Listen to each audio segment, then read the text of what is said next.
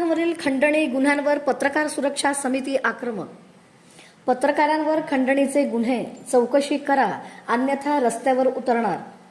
बातमी लावली म्हणून पत्रकारांवर हल्ले, धमक्या आणि आता थेट खंडणीसारखे गंभीर गुन्हे दाखल करण्याचे प्रकार वाढत असल्याने पत्रकार सुरक्षा समिती आक्रमक झाली आहे. ग्रामीण भागातील पत्रकारांवर दाखल करण्यात आलेल्या खंडणीच्या गुन्ह्यांची स्वतंत्र व सखोल चौकशी उपविभागीय पोलीस अधिकाऱ्यांमार्फत करावी अशी जोरदार मागणी समितीने विशेष पोलीस महानिरीक्षक रंजन कुमार शर्मा यांच्याकडे केली.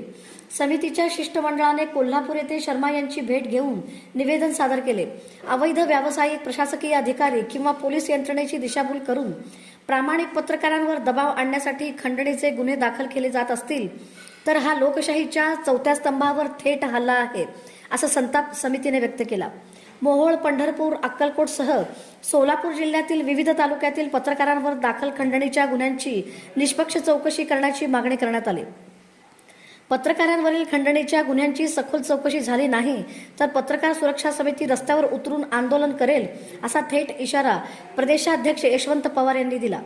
यावेळी अरुण सिडगिद्दी, राजू वग्गू, लक्ष्मण सुरवसे, रमेश दग्गारी, गणेश निंबाळकर, रशीद शेख, बसवराज हमाले, परमेश्वर आटीपामुल आदी उपस्थित होते.